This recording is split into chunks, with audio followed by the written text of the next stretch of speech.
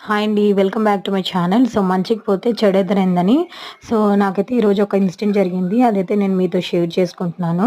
So, ఏంటంటే ఈ రంజాన్ సీజన్‌లో ఇంకా ఇంటి దగ్గరొచ్చిన బెగ్గర్స్‌కి ఎవరైతే ఉంటారో వాళ్ళకైతే ఒక రూ. 500 ఇచ్చేయమనేసి సో, మా హస్బెండ్ అయితే నాకు 500 అయితే ఇచ్చారనమాట. సో, సరే అనేసి నేనైతే ఈరోజు మా ఇంటి దగ్గరికి ఒక బ్లైండ్ పర్సన్, అలాగే ఒక వీల్ చైర్‌లో కూర్చున్న ఒకతను, సో, అలాంటి వాళ్ళొస్తే మాత్రం వాళ్ళిద్దరికీ 100 రూపీస్ అయితే ఇచ్చేసాను.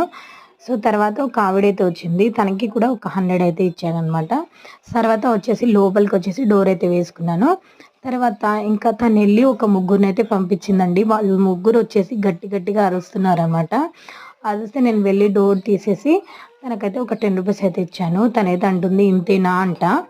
సర్లే అనేసి మేము ముగ్గురం ఉన్నామనంటే, సర్లే ముగ్గురికి కలిపేసి ఒక 100 రూపీస్ అయితే ఇస్తున్నాను.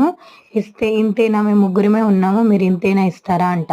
సో, అసలు వీళ్ళు మేమిచ్చింది తీసుకోక ఇలాంటి డిమాండ్స్ ఏంటో నాకు అర్థం కాలేదు. ఒక్కరికిస్తే నలుగురిని పంపిస్తారు. ఇలాంటి వాళ్ళుంటారు. జాగ్రత్తగా ఉండండి. నేను చేసిన మిస్టేక్ మీరు చేయకండి. సో, బెగ్గర్స్‌కి ఎంత ఇవ్వాలో అంతే ఇవ్వాలి కానీ 100 రూపీస్ అనేవి ఇవ్వకూడదని నాకైతే ఇప్పుడు అర్థమైంది. సో, మీకెప్పుడైనా ఇలాంటి ఇన్సిడెంట్ జరిగిందా? వీడియో నచ్చితే ప్లీజ్ ఒక లైక్ చేయండి, కామెంట్ చేయండి. Thank you for watching. So, మంచికి పోతే చెడు ఎదురైనట్టే అయింది నాకు.